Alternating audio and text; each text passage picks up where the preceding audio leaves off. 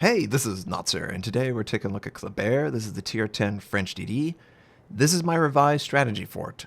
As of 9.0, this is how I will play this ship, and I don't really see it changing for the foreseeable future because, quite frankly, this feels like I'm always active, contributing to my game and my team, and I really like the way it plays out. So my build is on the screen. Main armament protection. We've got speed boost in slot 2. Obviously, duration on your speed boost. Speed boost is vitally important for all French ships, but the DDs especially. Aim, acceleration, concealment, range mod in slot 6. I'll answer that question. For the commander, priority target, last stand, survivability expert, concealment, relocation, basic firing training, and expert marksman. So we start off the game rushing over to the closest capture, which is A point here, and I'm attempting to take it. I love that the French, and specifically the Kleber, you can totally try and steal the base early on before they even get in range to either radar you or spot you completely. I, of course, am preparing to retreat if I am spotted and forced. I don't want to have to do that. I really like stealing these caps early, and I highly recommend that a Kleber try and push the tempo, maybe not overextend, but push the tempo so that you can gather information and possibly slow down the enemy's progression. And I think that if you cap a base early, it puts a timer on the enemies to make a play. And if they try and make a play to counter your play, that could cause some vulnerability that you could punish or a teammate can. So, of course, we get the capture. We get Sparks of the Resistance, which is my legendary commander, Philippe. He's got it activated, and it's 1% fire, which is what we gained. And, with this build, I can be such a menace all the time. I have range. I actually chose the range module very deliberately. It maintains really fast turret traverse, so whenever I'm firing, I can turn fire, active maneuver away, and continually fire from range. I couldn't do that without range, either advanced firing or the module itself. So I chose deliberately, I don't really care that much about advanced firing because of radiolocation, concealment, the range module not taking away from my turret traverse, so I actually have faster turrets than I would have normally been. So that would encourage more active maneuvering, which of course you need to do at range. You can't just sail in a straight line. Really high gun velocity ships and above average gun velocity can still hit you, and you need to keep that in mind. But we're able to capture the base. There is something out there. I do believe that there's a DD hunting in this area, but it's a little too close to the opposition, right? This could be a window in a previous version of the Kleber with the concealment being better, where I could rush that DD, use my main battery reload, and kill them. But there's a little bit of a change in tactics here. You can't just rush in. You have no idea what is actually there. And they could be waiting to ambush you if I have to cover enough distance in order to go after that DD. But I definitely suspect that there is a DD somewhere shadowing me, and unfortunately, this is the primary flank of the enemy. So that is another decision that has really left it up to, well, we're going to retreat and stay at range because that's the safest play. It definitely is the safest play. And my teammates, well, they're overextended. The Seattle definitely going to fall. But we have such a crazy amount of speed and influence with this build in particular. I can fire on cooldown near max range. Very hard for them to land shots on me. We've got Sparks of the Resistance, which comes from capture, so we have higher fire chance already. We really set the tempo. Not like our teammates, though. Our teammates are definitely in trouble, but I can't do more than I am doing. I am trying my damnedest to slow them down, to chip damage them, set them up for something, but we are so clearly too far away that we can't get any support whatsoever. And I wish I could carry the linen back safely. I can't. So I just have to focus on what I have control over right here. Range damage. And oh, yeah, the linen gone. And now it's just the Hindenburg, the Amagi, and a couple other enemies. And the enemy Hindenburg lands a great shot, even near max range, because it's just that close to the edge of the ability for me to dodge. And we actually lost speed boost because the duration's done. So we're at our most vulnerable spot.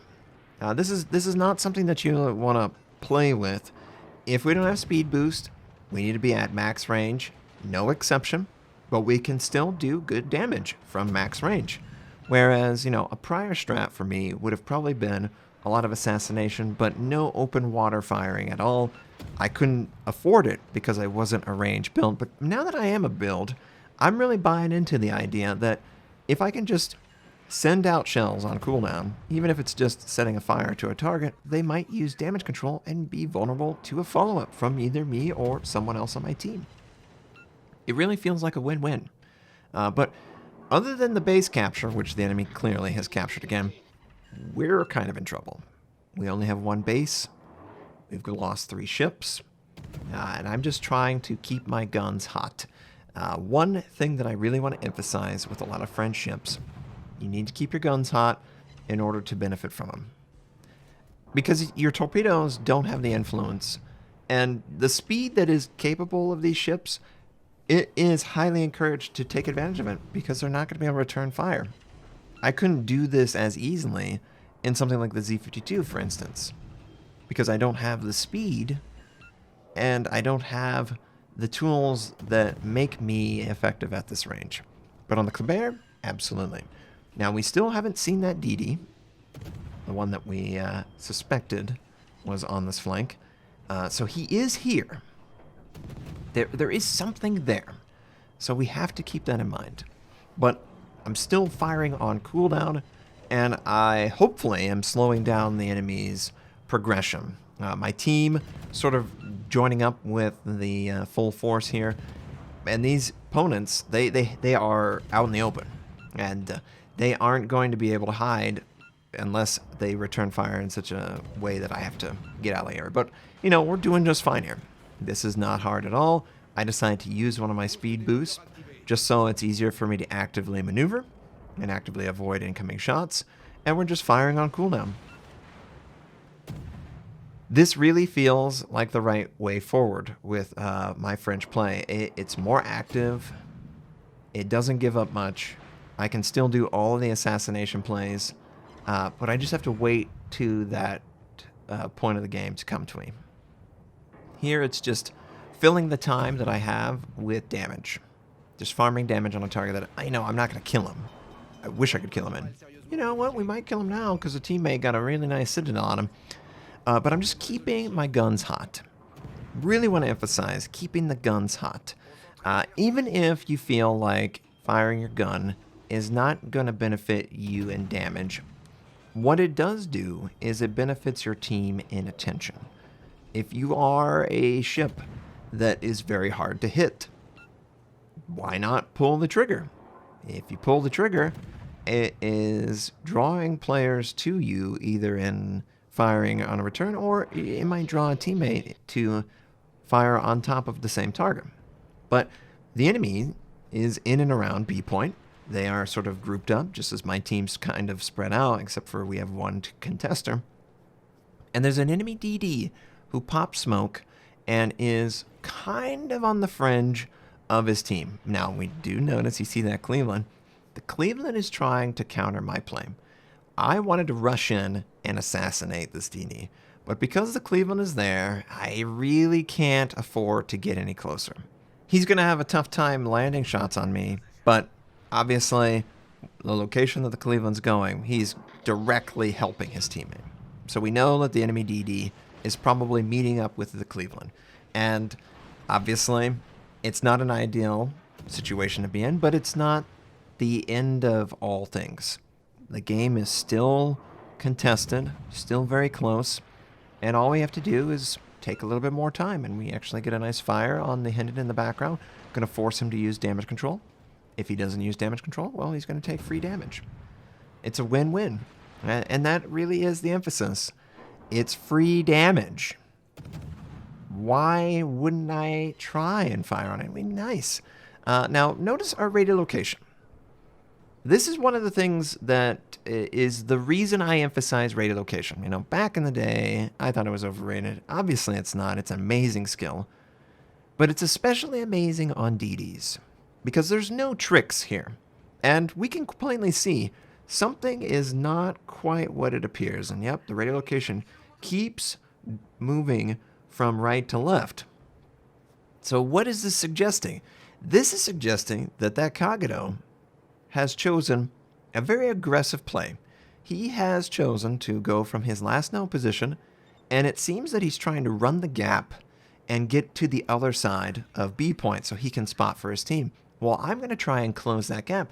And without radiolocation, I would have no idea that this play was actually happening.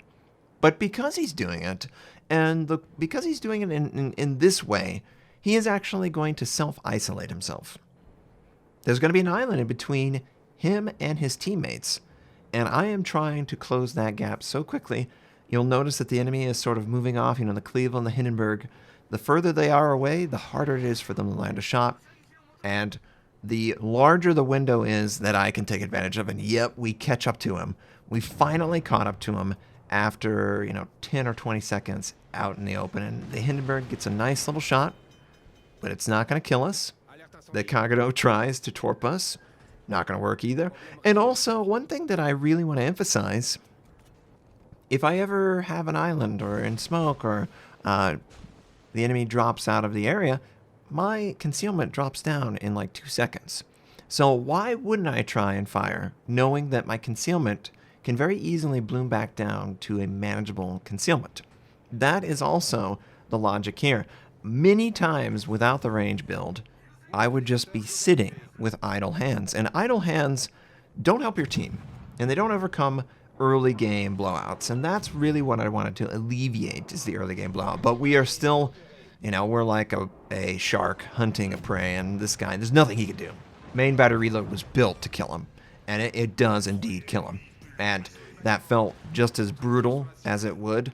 Not quite the crazy amount of reload that we benefit from, because we did subtract the reload module in slot 6, but still more than enough to kill a guy near 100-0. Don't have any complaints on the damage output we had there, and everything seems to work very well. Teammate takes out the Massachusetts. Now the game's looking pretty good. B point seemingly is open. We could get a 2 base cap, and we have a kill advantage. And it's just through the decision making. Obviously we lost early, our teammates, but we were still on the flank. We could still fire on them, and we could still spot them. And we didn't have any time where we wasted our time in the game. And that's really what I wanted to address. I feel like some strategies that players take, they take a really long time to develop, or they require other influence in order to actually have a win condition. Whereas with Kleber and a range build, you have an easier time influencing all the time, but you can still rush in, use your main battery to assassinate, and you can still use that speed to get around the map and always keep the player harassed or spotted. It is a beautiful, beautiful way of playing the game, and it's one of the reasons why I love the French DDs. They all do this sort of thing. They all move very quickly. They all have really effective guns. They all have the assassination potential with main battery reload. The only thing they really lack is torpedo range and concealment. And, those are two big detriment. Obviously, if there was an aircraft carrier harassing me the whole time, I would basically have to be retreating. But he chose a different path this game, and because he chose a different path, I was more aggressive. But your speed is your speed. And as long as you have your speed boost during a really important engagement, you will be very difficult to deal with. And oh, look at what we got. We found another target. Once again, what can he do? There's nothing he can do. He will die, and all I need to do is have my turrets traverse, turn on main battery reload, and of course, teammates take out the target. We did miss out on that kill, but we can transition easily over to the Cleveland and do some side damage. And enemy Shima, he tries to torpedo us, but we've got speed. We've got the ability to just angle our ship away, slow down, be safe, and not take any critical mass extinction torp. And those would. Any torp that hit me right there, gone. But this Cleveland, still broadside, so going AP, locating the shells at the waterline, we get double Citadel. Beautiful, beautiful play. It is just, it feels right. It feels right to play the French just like this. They keep their influence up most of the game. They still have assassination, and they still have the ability to get around the map. It It really feels like the complete package. I've seen IFHE builds and competitive and all that stuff, but I really think that the range is the key here. If you can extend the range, either with one or both, you will be set up for success. And if you can keep your main battery reload involved in a very important moment, either killing a DD or getting 2 fires on a target or broadside citadels, that is also very influential. So just extending the guns extends that influence. It ends up just really working really nice. And I'm kind of sorry that I didn't go range sooner. But I'm here now, and, it's working. Now, some other criticisms or critiques might be, IFHE, why would you not take it? And the only reason I would say is because I don't have enough points to justify the impact that it has. If I could guarantee that all my targets would always be pinned by my IFHE, then I would feel more comfortable, but I can't. So radiolocation and concealment are the next best thing to guarantee influence. On all types, it keeps the enemy DDs from moving around the map without, having that information. Remember, there's a lot of games where you're the only DD. And if you're the only DD, man, radiolocation is just so important. It gives you the ability to keep check on the opponent DD. It's really the only way in a non-CV game. And yeah, EU, Southeast Asia guys are laughing. Non-CV game, what's that like? I see clearly there's a CV. But on North America, there's a lot of games where you just don't have a CV. So having radiolocation means that there's not going to be some funny business happening. You're always going to have a general idea of where the potential threat could be, and you can relay that to your team, or you can go and assassinate them. So I really, really feel this is probably the most dominant version for my play. So I can still maintain that assassin potential, but I'm not giving up everything in order to do that. I still have range, so I can still farm tons of damage, and clearly we farmed a ton of damage. 158,000 damage done, 18 fires set, 2 kills, 2 base captures, 2,540 base XP. It was really like the perfect game. We maintained influence from minute 1 all the way to the very end, and we were dominant. Thanks for watching. If you'd like to check out more of my content, you can click the most recent or the most relevant uploads. You could also choose to subscribe to my channel. We do daily World War videos, first impression, how-to, news, and review related. My North American recruit invite is on the screen. You can take advantage of that. I stream at twitch.tv/Notser. Thank you, have a wonderful day, and I'll catch you next time.